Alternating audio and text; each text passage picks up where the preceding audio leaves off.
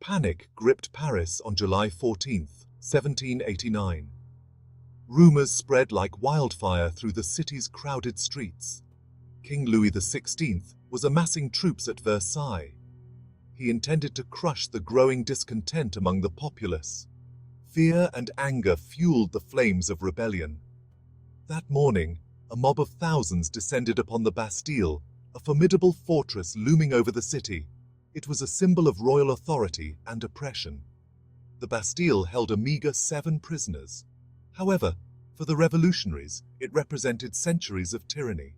They demanded access to the Bastille's armory, seeking weapons to defend themselves against the king's forces. The governor of the Bastille, caught in the maelstrom, refused to comply. Tensions escalated, culminating in a violent assault. The revolutionaries overwhelmed the guards and seized control of the Bastille. The storming of the Bastille was a watershed moment. It signified the collapse of royal authority and the rise of popular power.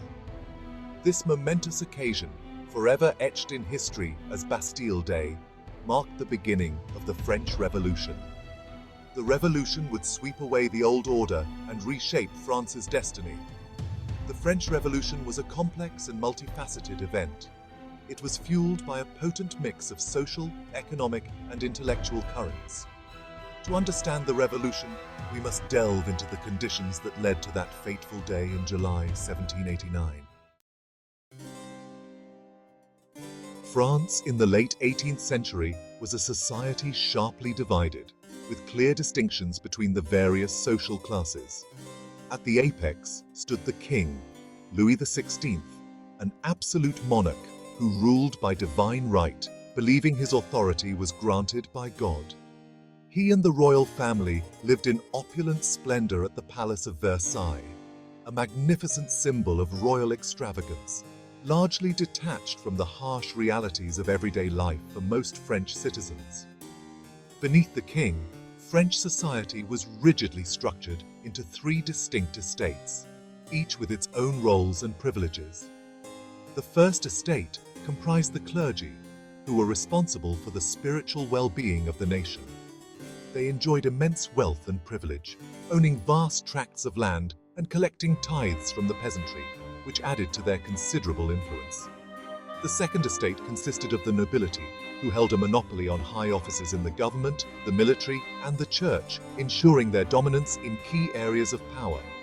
They were exempt from many taxes and lived lavishly off the labor of others, enjoying a lifestyle of luxury and privilege. The third estate encompassed everyone else, from wealthy merchants and lawyers to urban workers and rural peasants, making it the most diverse and populous estate. This vast and diverse group bore the brunt of taxation and had little say in the governance of the nation, leading to widespread frustration and discontent. The system was inherently unequal and bred resentment among the lower classes, who felt oppressed and marginalized. The first and second estates, though a small minority, held a disproportionate amount of power and wealth, maintaining their status through privilege and influence. They lived lives of luxury and extravagance, while the majority of the population struggled to survive, creating a stark contrast between the rich and the poor. This stark contrast between the privileged few and the impoverished masses created a volatile social climate ripe for revolution, as tensions simmered beneath the surface. The social hierarchy of 18th century France was not the only factor contributing to the revolution, but it played a significant role in the growing unrest. A deepening financial crisis, marked by mounting debt and economic mismanagement, exacerbated social tensions and pushed the nation to the brink, making revolution seem inevitable. By the 1780s, France was mired in a severe financial crisis. Decades of extravagant spending by the monarchy, coupled with costly wars and inefficient tax collection, had depleted the royal treasury. The American Revolution, in which France had supported the American colonies against Great Britain, had further drained the nation's coffers. Faced with mounting debt, King Louis XVI's ministers proposed raising taxes. However, The traditional system of taxation placed the burden almost entirely on the third estate. The first and second estates, despite their wealth, enjoyed exemptions from most taxes. This inequitable system meant that the poorest and most vulnerable members of society were being asked to shoulder the financial burdens of the nation, while the privileged elite remained largely untouched. The proposed tax increases were met with outrage and resistance from the Third Estate. They argued that they could no longer bear the weight of the nation's financial woes, while the privileged classes remained exempt. The financial crisis exposed the deep flaws in the French social and political system, fueling resentment and discontent among the populace. It laid bare the stark inequalities that defined French society and set the stage for revolution.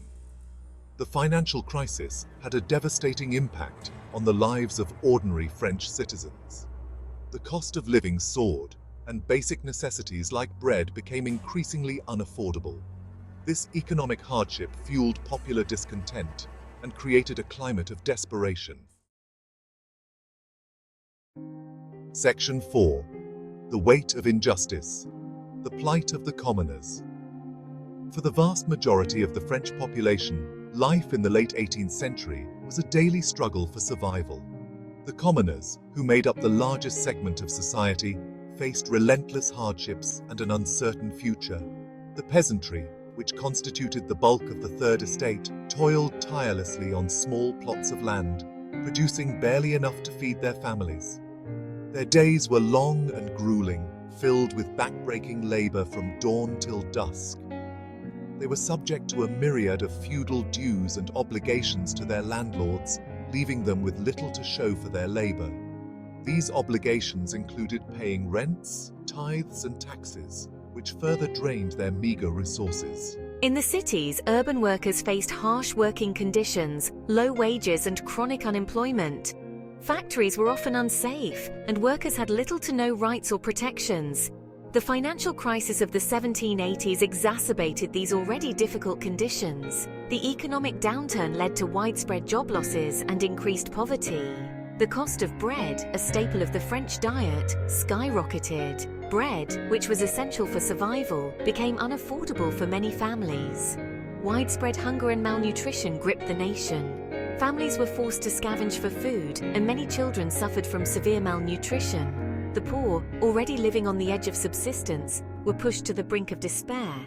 Their lives were marked by constant uncertainty and fear of starvation. Meanwhile, the extravagance and indifference of the aristocracy stood in stark contrast to the suffering of the masses. The wealthy continued to indulge in lavish banquets and opulent lifestyles, seemingly oblivious to the plight of the commoners. The plight of the common people did not go unnoticed. Their growing discontent began to manifest in protests and public outcries.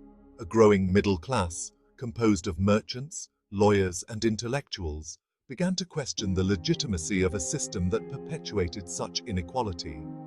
They were increasingly vocal about their dissatisfaction with the status quo.